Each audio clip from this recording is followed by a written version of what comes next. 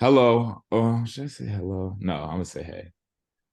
Hey, this is Josiah-Jordan James. I play basketball for the University of Tennessee, and you're listening to the No Playbook podcast. Now in Spanish.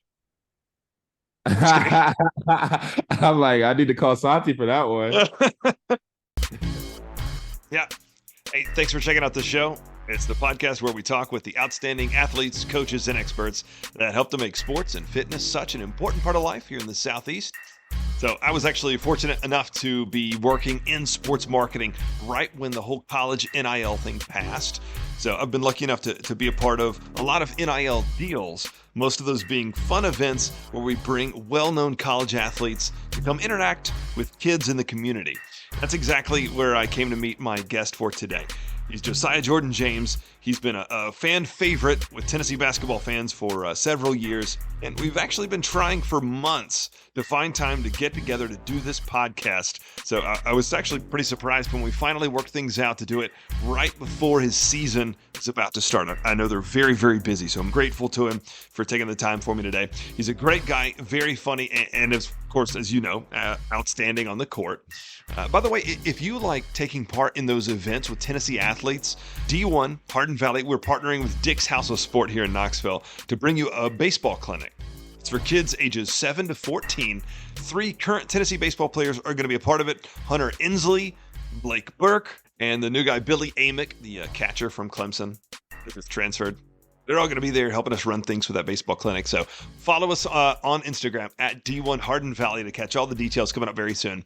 I'll get to Triple J right after this. Sit tight. Recruit Me puts the recruiting process in your hands. Most student athletes wait for college coaches to discover them, but coaches are busy and don't always have the time to find them. Recruit Me allows you to build an online profile to share directly with college coaches and is designed to help you enter all of the information coaches want to see. Your stats, your highlight videos, your academic information, your social links, and more. Plus, our team is here to make sure that your profile stands out with personalized suggestions.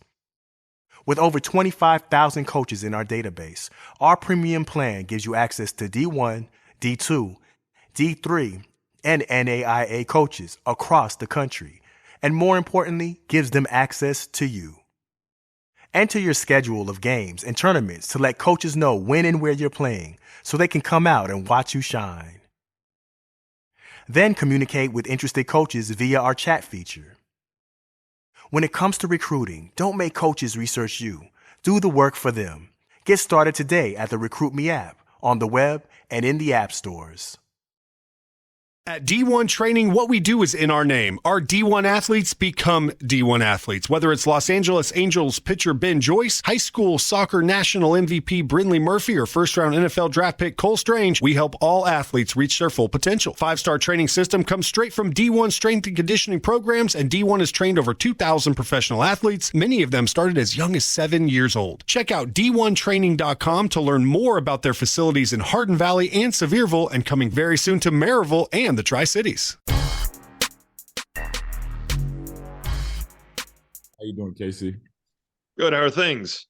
Doing great, doing great. Just getting ready to get my day started. Practicing, school's going well. I apologize for letting this take so long, but I appreciate you for following up with me. Yeah, no, man. I'm grateful that you were able to find the time, especially like right when what are we, a couple weeks from tip off? Yeah, about 10 days from our first scrimmage. We scrimmage Michigan State next Sunday. So yeah. But no, I appreciate you for all you've done. So it's only right that I was able to do this. Yeah, well, thank you. What is your schedule like right now? I'm curious. So my schedule is actually not too bad just because I'm in grad school now. So I have 2 online classes, fully online classes that I do throughout the week. But we're lifting 4 or 5 times a week, practicing 5 times a week. So our off days are Sunday and Wednesday. Massages on Wednesday. So I definitely look forward to that. But we're just in grind mode. We watch film before practice every day, usually lift, and then we'll have me and DK are workout partners. We've been workout partners since, the preseason has started. And so I'll work out with him, with the coach, for about 30 to 45 minutes every day. And then we'll go to film, have practice, and do it all over again the next day. Yeah. What about when the season starts? How much is there still a lot of lifting? Do you get a massage day during the season? Yeah, there's still massage day. That's usually the day after the games. The lifting is dialed back about a day or two, and it's not as intense. It's more recovery, just to make make sure your muscle and your body's feeling good from the day to day. And practices aren't as grueling on your body. But right now we're in the thick of it. Yeah. Well, one of the things I really wanted to hear about was your trip to Italy. Mm-hmm. Yeah. You guys went there, played a tournament, and I saw some of the videos. It seemed pretty fun. It was a lot of fun. It was a very eye-opening experience. Italy has always been on my bucket list ever since, I learned about it growing up. And it was just so surreal being there. And it was a lot of fun being there with, people that you love, teammates that you love, the coaches and staff, everybody who was able to, join us there. It was a lot of fun. We visited 3 cities in Italy. We stopped in Venice. We spent a couple of days there. We stopped at Lake Como. Italy, in Rome. And those 3 spots they're so rich with history. The food was outstanding. I'm not a big pizza guy, or I'm a big pizza guy, but I'm not a big flatbread pizza guy. And so I didn't really try that pizza over there, but my teammates spoke very highly of it. My go-to when we were over there was really the pasta, any type of pasta. The pasta was amazing. We actually did a day where we learned how to make pasta from scratch. I don't know if I remember everything that goes into it, but it was a really, really fun experience to do as a team for outside bonding activity. And like you said, we were able to play 3 games over there. And so, getting that opportunity to play outside competition that early in the year was really good for us. It showed us a lot. And it was really beneficial for us the entire trip, just to be able to establish a type of camaraderie and that we'll be able to take throughout the season. Yeah. Now you've been with so many teams. What is this, your 5th season? 5th year. So what is this team like compared to some of those past teams? Man, it's I've loved all the teams that I've been a part of since being here, but this team is definitely different. Each team is different in its own unique way. I would just say that we've just got a lot of funny guys on this team. Like, just being from the trip to Italy, just to being in the locker room from day to day, before practice, after practice. There's a lot of guys who they like to keep things lighthearted, and we got a lot of funny dudes. Like, there's not a day where I'm not excited to go sit in that locker room and just hear Freddie or Jonas or Z, whoever's day it is, to just crack jokes and, keep the mood light. But, we've got a team full of hard workers too. Like, when off the court, it's great and laughter and we love each other, but on the court, we're going to push each other. We've got a lot of experience, a lot of guys who, know what it takes to win and win at a high level. So it's been a lot of fun being around each other on the court and learning each other's games. Offensively, I feel like we've added so much more. We're so much more dynamic than in years past, just with the perimeter shooting, the playmaking that we have, and the ability that a lot of players have on this team to just create their own shots. Obviously, defensively, we're gonna do what we always do, but I just say the offensive side has definitely grown a lot. Who's a guy that newcomer that is going to be a household name soon? I would say do I only get to pick one? You can tell me a couple. Okay, I would say there's probably 3.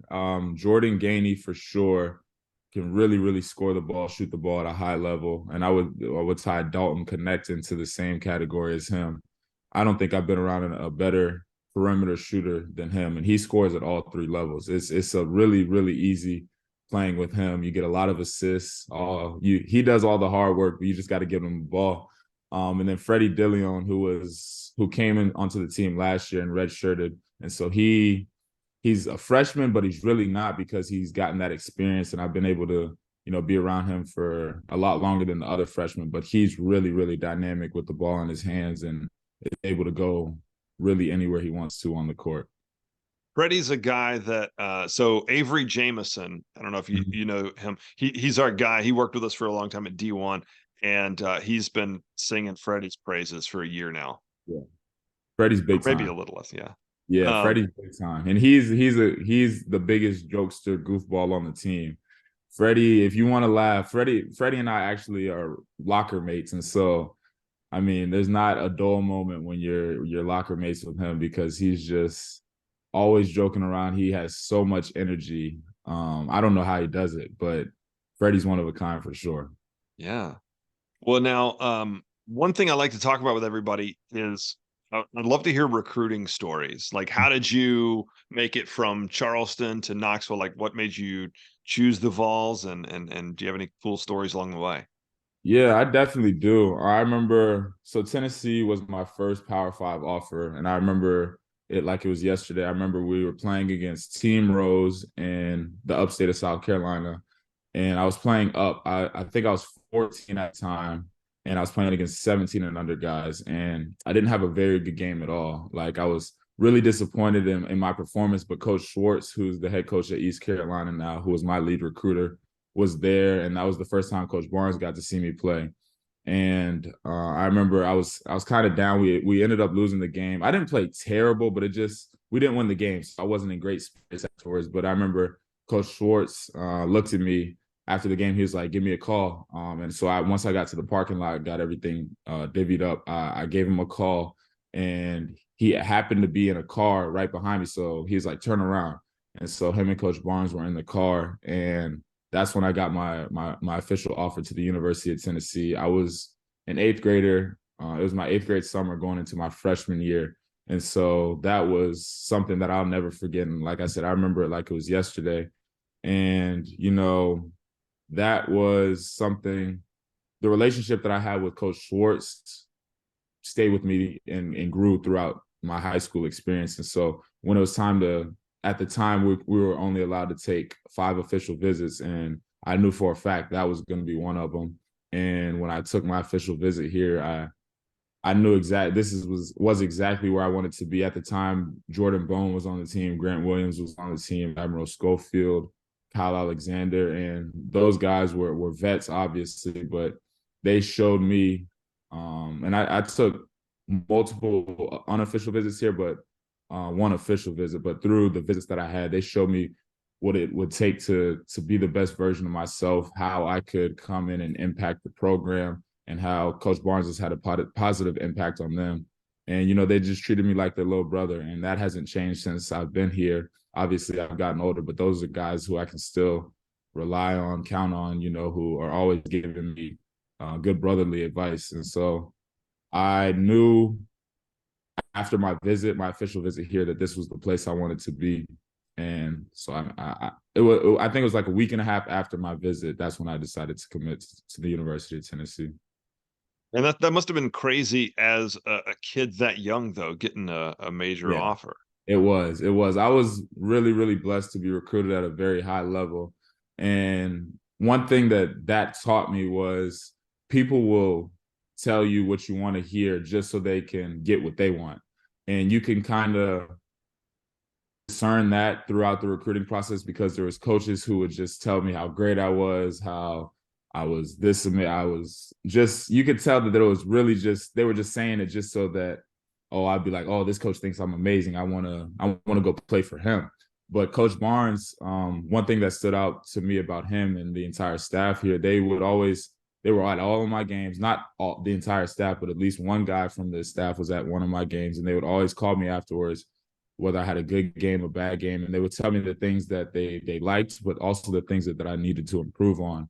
And they told me how in their system, how they could develop me as a player on the things that I needed to improve on. And so that was a really big key for me, because I knew at the time I was a good player, but I needed to get a whole lot better in a whole lot of areas.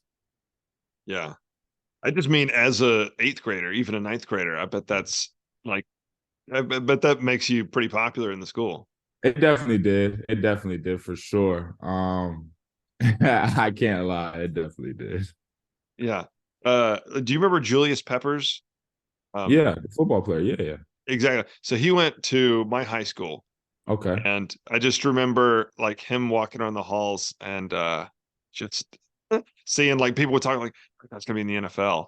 And Yeah, that I bet Julius Peppers was big time. Is he in the Hall of Fame?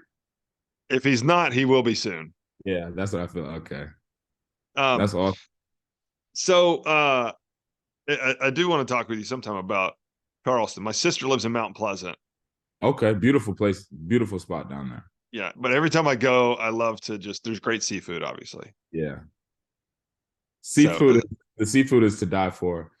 That's one thing I definitely do miss just about being home, and one thing that I enjoy being back home is just the food, whether it be the food downtown, my mother's food, my grandmother's food. Like the food is definitely something that I miss being here. yeah. Well, now I do want to talk about.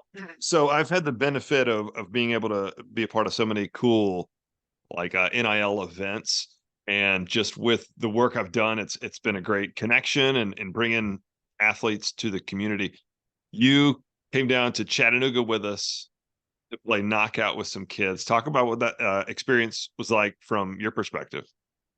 Man, that was a lot of fun. Just being able to get out in the community, a community that I love so much, and I feel like a community that loves me so much, just being able to give back, and whether it be just a couple hours of my time, if I'm able to do it, I definitely want to do it. And that experience was a lot of fun. I was able to meet a lot of new people, make a lot of new friends. And actually, there's a couple of people who, I still stay in contact with through social media today. But the event itself was a lot of fun, being able to just go out there and be myself and show who I am off the court and the type of person I am. It was a lot of fun, and I'm very grateful for you for allowing me to do that. Yeah, it was my kids were there. They had a great time. They've got pictures up. Um, hey, something that I made a note of that I've heard you say, or maybe I saw it in an interview sometime last year, I believe it was, where your quote was, "If everyone knew what all this team has been through, they'd be even more impressed." Do you Right. remember that? Do you know what you're referring to there? I definitely do. It was after we lost to FAU in the Sweet 16. And I don't think, well, I know for a fact that, the everyday fan, people who don't play college athletics at a very high level, understand what goes through on a day-to-day basis, how much stress and how rigorous our schedule is from day to day. But when I was referring to the team, I was just, because I was dealing with injuries, I wasn't able to practice the entire summer, the entire preseason. And I missed like the first 3 or 4 games. Julian was dealing with a nagging injury. We lose our starting point guard. 2 games left in the regular SEC regular season, and so our lineup has to completely change. But we were able to still, the year before we made it to the round of 32, we were able to make another step in beating a really good Duke team in the round of 32 that next year, and then obviously making it to the Sweet 16. But people don't understand how grueling and how much hard work has to go into being a top 16 team at the end of the year, just because your body's been through so much, your mind has been through so much, and then just dealing with the injuries and the stuff that you kind of can't control as a player, but still coming in every day, loving on each other, competing and getting better, and obviously being able to be one of the last 16 teams standing, I think was progress, and is something that we shouldn't hold our head down for. Obviously, we're upset that we lost and didn't make it further and wasn't the last team standing, like every other team who wasn't the last team standing. But we fought, and there's nothing that we should be ashamed of, because, it wasn't easy. That FAU team were just shooting out of their mind that second half too. They had a really good run. And they were a really, really tough team. I don't think they lost a conference game all year, and they made it to the Final Four. They honestly should have won and made it to the national championship. I think they were up by like 20 points in their Final Four game against San Diego State. But yeah, they got hot at the right time. Yeah, no question. So I got a little speed round for you, and you've kind of hinted at a couple of these. I asked all these questions to Olivier last year, and the first one is, who's the funniest on the team? Funniest on the team would have to be Freddie. Okay, so he said Jonas. I knew he was going to say that. Jonas, if Freddie wasn't on the team, it would definitely be Jonas. Jonas, there. I would say Freddie just because I interact more with Freddie in the locker room because he's right next to me. But it could go either way. It's like you just got to flip a coin. But see, I feel like you're pretty silly too. I have my days. I'm getting older though, so some days I don't have a lot of energy to joke around, and so I'll just be the laughter. I'll just be the audience. I don't really like to take the main stage as much, but on days when I have a lot of energy and I get my sleep in, I can crack a few jokes and keep things lighthearted. Who's gonna have the longest playing career? Longest playing career, I'd probably say Santi. Okay. And also I'm thrilled about both of you guys coming back. Appreciate that. That must have been was it a tough decision? It was, but it really wasn't. I felt like whatever decision I made was a win-win situation for me, whether I decided to go pro or come back. But just looking at everything that the university has done for me and seeing how the season played out last year, just not being able to be at my best because of injury and, the space that I was in at the time and, my body's feeling great and has since I made my decision, I felt like it was only right that I come back and, try to make history. Yeah. Who would make the best coach? Ooh, the best coach. I'd have to say Santi again, because he's one of, if not the smartest basketball players I've ever been around. Oh, interesting. And this is a doozy. Which teammate would you least want to date your sister? I'm gonna also go Freddie on that one. So Santi and Freddie got majority of the votes. There you go. Yeah. All right. So the last question, everybody gets this on the show. Share with me one unforgettable, lasting sports memory. And it doesn't even have to be as a player. It could be as a spectator if you'd like. Okay. Well, I would say the one that comes to mind first is just winning the SEC tournament down in Tampa my junior year, and just the joy and happiness that everybody had, just seeing, how far we were able to come from the start of the season, or forget the start of the season, from when the team got together for our first summer team meeting and, grinding through summer workouts and preseason and just hitting our stride at the right time. I think it was really after we lost to Texas that we really got everything together and, things started to go upwards for us. And then we really never looked back, and just going into that tournament, just trying to treat every game like it was a championship game and coming in with the right attitude and, not knowing that we weren't going to be perfect, but just being able to compete on both ends of the floor. And then finally beating Texas A&M is something that I'll never forget. We have a little bit of jewelry to show for it. And so that memory is definitely one that I would probably say is my best sports memory. I remember you and I talking about this earlier in the year, but what do you think is going on with Coach Barnes whenever you play Texas? Do you think there's a little something extra there?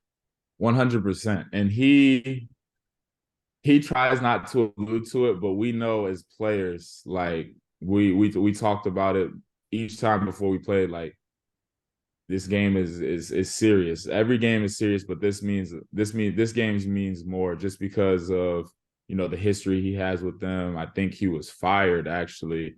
And I don't think that was the right decision for sure. But, we definitely have a chip on our shoulder going into the game every time we got to play them.